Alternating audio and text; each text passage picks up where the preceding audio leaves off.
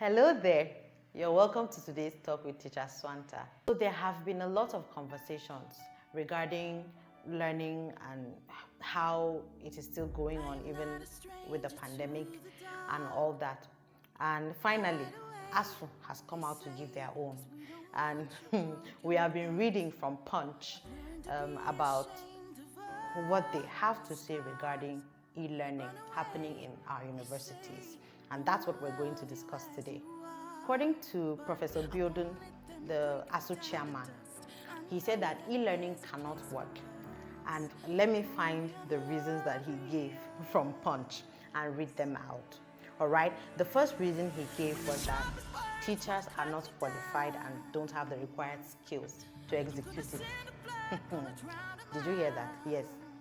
He actually said that teachers do not have the required skills to execute e-learning.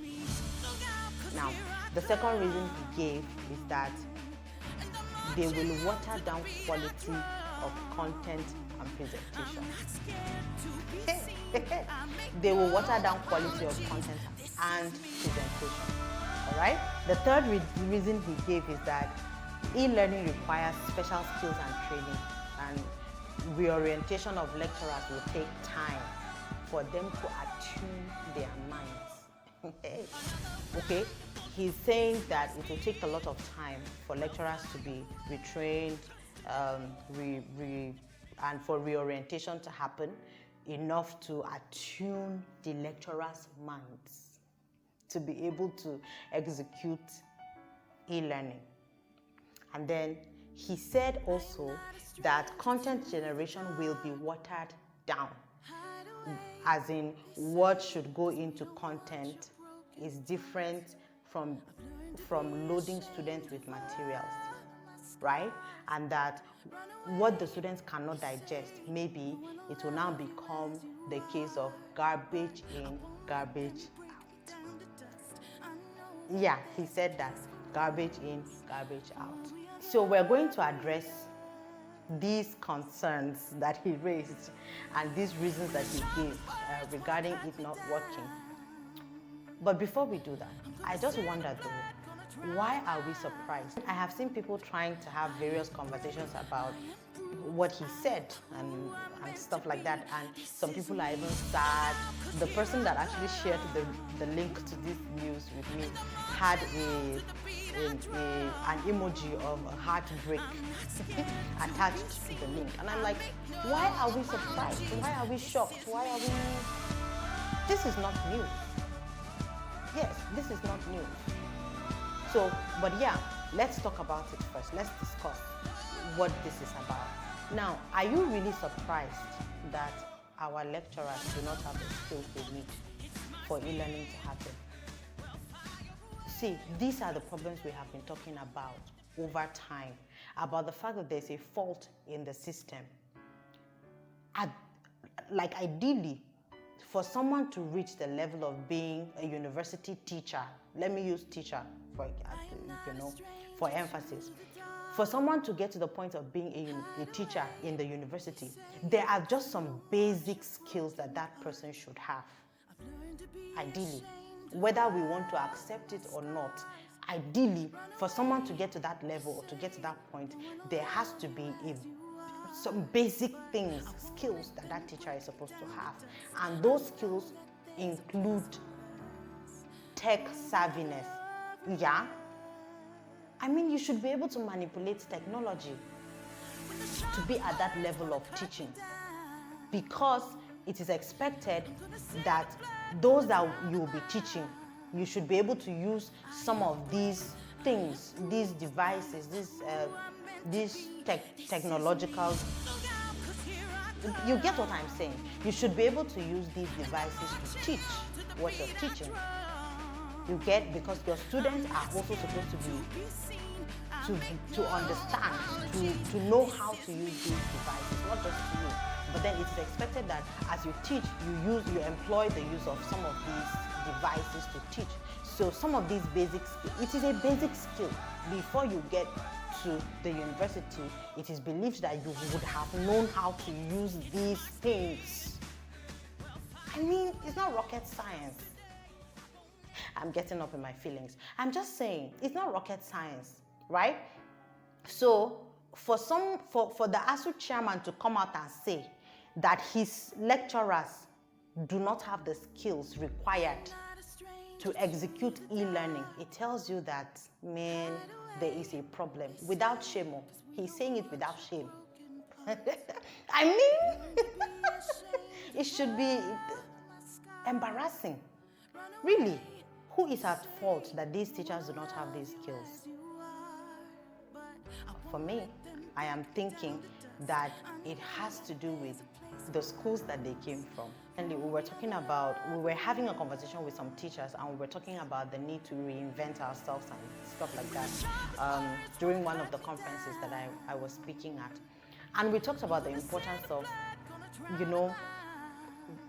working on yourself as a teacher to ensure that you expose your learners to a certain type of experience in the classroom.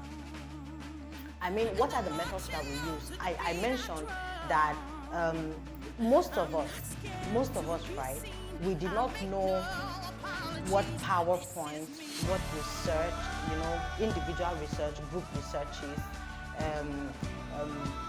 research methods and the likes. We didn't know about all Googling and all these other cool stuff. We didn't really know much about them till we got to the tertiary institutions. We didn't know that these things, most of us are schooled, especially in the public sector, we didn't know what all these Googling, doing PowerPoint presentations, having group researches and presenting and stuff like that, science projects. We didn't know what these things were until we got to the tertiary level. So imagine going through preschool, elementary, and secondary school, all through those years. Our schooling, or the process of our getting an education did not expose us to these basic things. So for me, Googling should be basic. Research should be basic. Like at each level of learning, students should be able to be exposed to what these things are. They should be able to research. They should be able to be sent on an adventure, to discover something, to learn something, to explore, and then come back and report about it. And when I say report, not just standing in front of the classroom and saying, this was what I learned. They should be able to use technology, to express what they discovered when they went exploring. So I'm just saying that some of us, while we were in school, we didn't have these skills available until we got to the tertiary level. And then when we got to the tertiary level, because of how porous the system is, not many of us actually took our time to do the real research and the Googling. There are times that when an assignment is given, you just get the next person and you copy and you paste and you submit. And then we are able to get through school. Well, at least I didn't do that, because the system that I went through is more thorough. If you've gone through theological education, you would know what I'm trying to say. But I'm just saying that many public universities, we know, because I had friends that schooled in these public universities, and I used to listen to their stories, how they share about what they do in class and how someone can even write your test and stuff like that. So because we were not exposed to those things, I mean, what would you expect a teacher to do? When the person eventually becomes a teacher, you go through that as a student. When you leave school and you become a teacher, what will you do? Garbage in, garbage out, in the words of the ASUU chairman. But you get what I'm trying to say. So whose fault is it really that these teachers that we're talking about, these lecturers that we're talking about at the university level, whose fault is it that they do not have the required skills to execute e-learning? First of all, I'd like to say that it is the fault of the system, of the education system. Because we did not, or we do not stress the importance of these other methods of teaching and learning, the processes of teaching and learning. We are just, traditional. It has to be this way, So we didn't really stress, the school system did not really stress the importance of using those, both both as students and as teachers.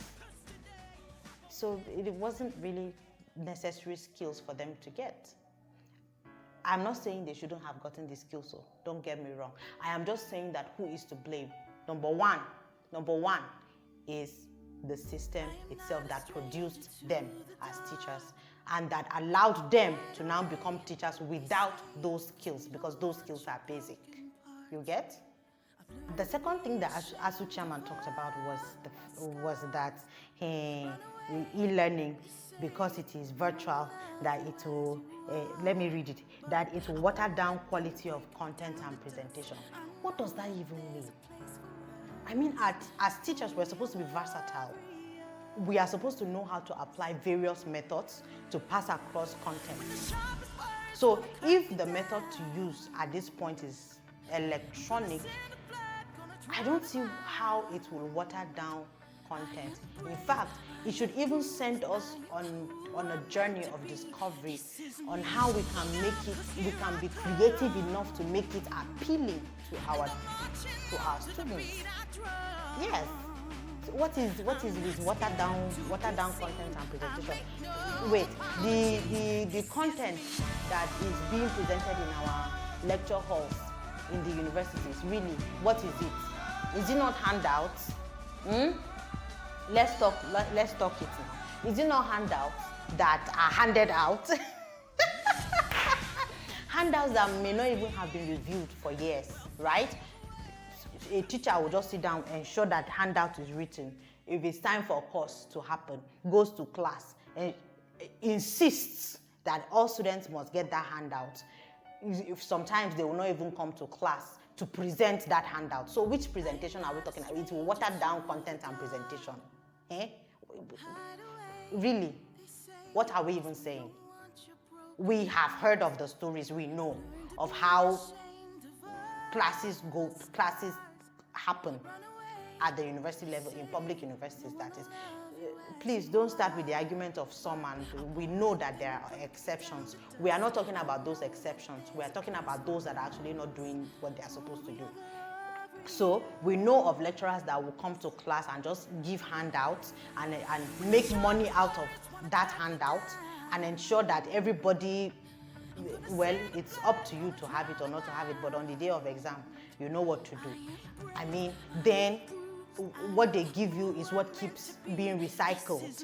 And then if, God help you, unfortunately for you, they have managed to write a book, you must buy that book.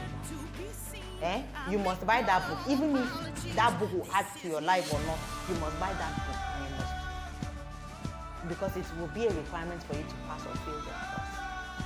We know those stories, we have heard. So which content and presentation are we talking about that will be watered down? In fact, for me, I think it is even good because it will actually send the teachers on a journey of discovery, on how can I pass across content? Okay, this content that I have, how can I make it appealing? Since it is going to be electronic, how can I assert myself and, give them enough for them to want to come back to listen to me again when it's time for them to learn under me. You get? So this one no follow. It will water down content and water down presentation. It no follow at all. He also stated that e-learning requires special skills and training, and that reorientation of teachers will take time for them to attune their minds. I mean, if we had been doing the right thing from the beginning, we shouldn't be talking about this at a national level. Is it supposed to be the responsibility of the federal government to retrain it, how will I even put it, to give its teachers skills to execute e-learning? From the very beginning, it would have been part of the requirements for you to become a teacher, especially at the university level. In fact, I'm removing that especially.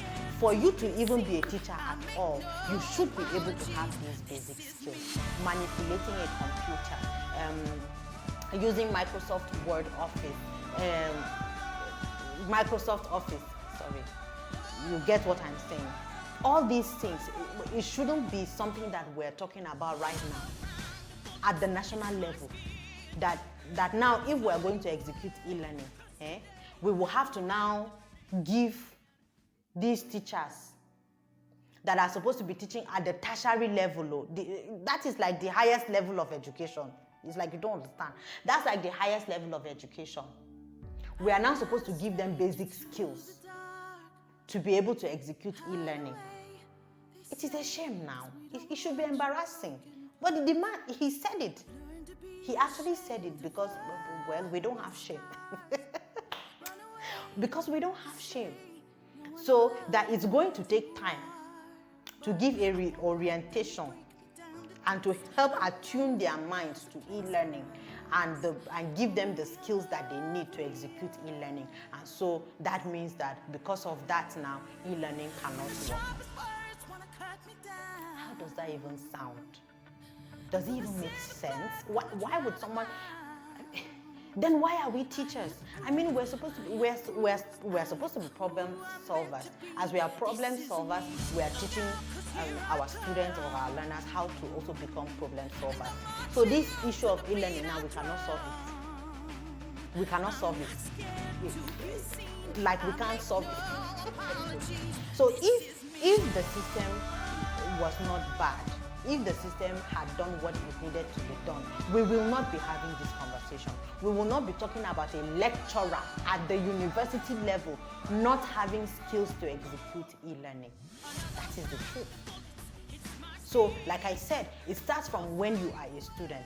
You are not even exposed to these things. So it has just been a cycle of going round and round and round. I come to school, I'm not exposed to these things. I don't see them as necessary tools for me to, succeed or apply myself to life. And so I now end up also becoming a teacher. And then I don't see that it is also important for me to help inculcate this in my learners. Because, well, while I was also going through the process, it wasn't shown to me that it is an important tool that I need. And so I become a teacher. And then when I become a teacher, I go the traditional way. It is always pen and paper. Always pen and paper. It has to be the handouts that I give you. You have to study it and use it. And it is what I write inside that handout that you give me back. And so now that there is a pandemic, that we can no longer meet and discuss that pen and paper and what I have written in that paper. Now I can't function. I do not have the skills to be able to use other methods or other alternatives to learning. I don't have those skills. As a university lecturer, higher institution, like the highest level, higher institution. I mean, really, we're having this conversation. And then get this one. The ASUU Chairman also talked about content generation, as in what should go into content. Now, if they are going to create content for e-learning, what is supposed to go into that, it is actually different from loading students with material. So they have to be able to digest it and understand it. Sorry. I just have to laugh. I mean, which content are we talking about? The one that is already in the handouts that they give? So which content generation are we actually talking about? Because they are lazy teachers, They are lazy. They don't want to work their brains.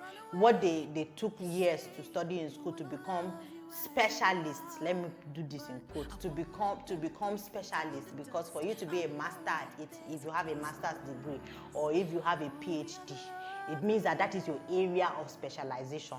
So for you to have taken those number of years to study to become that specialist, and you have been teaching it for years in the university, for you to now sit down and think of different ways you can still pass across that content, just the only difference is that you are now going to use another means or another method or another alternative of presenting this thing that you are a specialist at. It is now a problem. That content generation will be watered down. What should go in? And that at the end of the day, it will now become like garbage in, garbage out. What have we been doing? What have we been doing in our tertiary institutions? Is it not garbage in, garbage out? Why is it that we still talk about graduates that do not know jack? Is it not the issue of garbage in, garbage out? We're learning things that we don't even know how to apply in our everyday lives. Or, I'll say I studied, I am now a special, or I'm an engineer, but I don't know what to do. I don't know what to do in terms of engineering. I am a computer scientist, but I don't know how to use the computer. I don't know how to use the computer, but I am a computer scientist too. Is it not garbage in, garbage out we've been doing? Let's be sincere now. What are we saying? What are we saying? So this thing no follow at all. All these reasons he has given,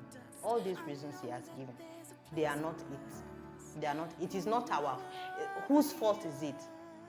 Whose fault is it that all these things that have been listed? Whose fault is it that they're there? Huh? Truth is that we know that our schools are not equipped. Me, I have said this before. E-learning for this our Nigeria is not yet ready to kick off. If we are going to be sincere to ourselves, right? Because we do not have the infrastructure, we do not have the necessary tools we need to make it work. Not yet. Now, I'm not saying it cannot be done. I am not ASUU Chairman. I don't believe in what he said that it cannot work. It can work. It can work. But right now, we do not have those things we need to make it work. I mean, we're even just talking about tertiary institutions here. We're not even just, the focus is not just on them. I have talked about even children in rural communities, in those schools in LGEA, those schools that you have to find the pathway on the road to be able to follow to go to the school. Those schools that do not have electricity, those schools that, you know what I'm saying, those schools that are really inside Koro, that are in the typical rural communities, we know that those ones are even cut off from whatever it is that we're trying to discuss about e-learning. Let's be sincere. Now, I'm not saying that it cannot be done. It can be done.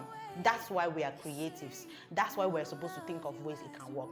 One of the suggestions I had made when we were having a meeting regarding guidelines that the federal government should look at if they want to say schools should reopen, was that one of the things I mentioned to the group was that for universities, I think it's even easier for them to transition to e-learning. I gave an example with the fact that almost all universities have portals, right? They have where if students want to register, if it's a new academic session or every semester, everybody goes online. They have school management systems, right, that allow them to manage results, to allocate accommodation, for school fees to be paid, for stuff like that to happen. All that needs to be done now is to restructure those school management systems to include learning content. For me, it can be done. We already have those school management systems running in I think, if not all universities, right? So is it something doable? Yes, it's doable. It's just to restructure in such a way that those school management systems that already exist, that all students already have access to, as long as you are a student in the university, you have access to your school management system to do one transaction or the other. Now, expand it, restructure it in such a way that it includes learning content. Problem is solved. Restructure. Whose fault is it that our schools are not as equipped as they should be? Who do you blame?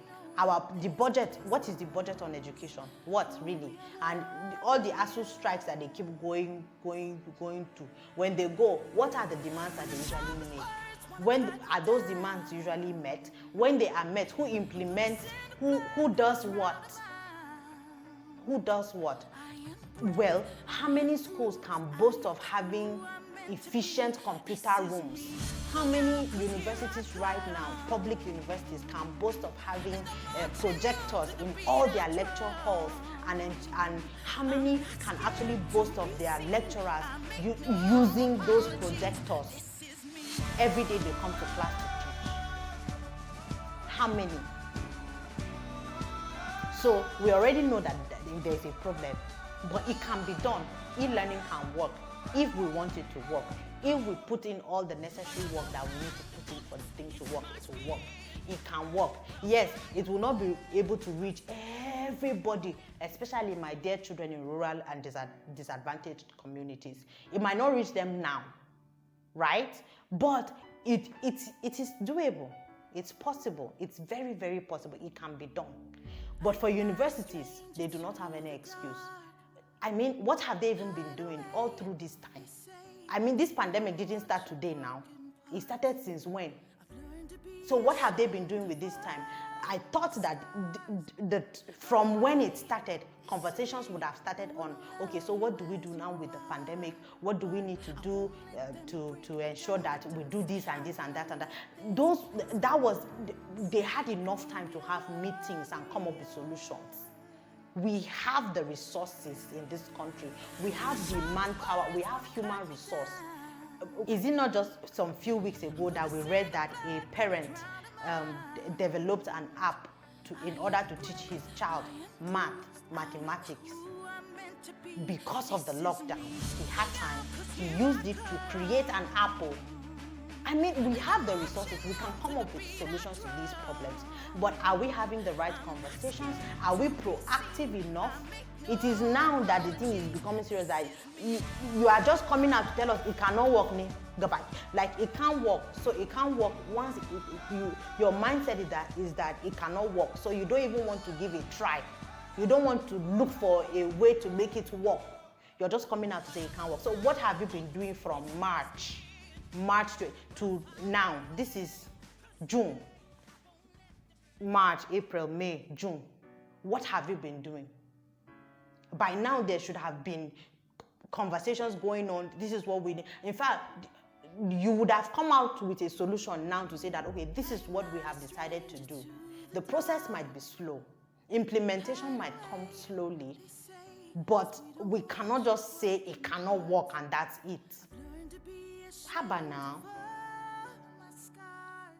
See, the thing, last, me, I just know that we have become very lazy. We don't want to go back to the drawing table and have conversations and find solutions within. We just want, okay, so e-learning cannot work. So what do we do now?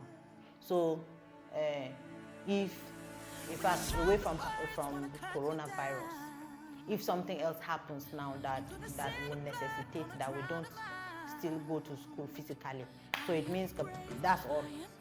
That's all. The end has come for education. I mean, how do we even say these things with a straight face? How? As a professor, he's a professor. It just tells you how we are in trouble. We're in trouble. All this, we're in trouble. We don't want to leave our comfort zone. We don't want to learn. We don't want to discover. We don't want to push ourselves. I mean, like I said, why is it that teachers that do not have these basic skills have grown all the way to tertiary level? Now, I said, number one, the school system is at fault, right? For even allowing them to pass through this system to even reach the level of tertiary teachers without having these basic skills. I said the school system has a problem, has a fault.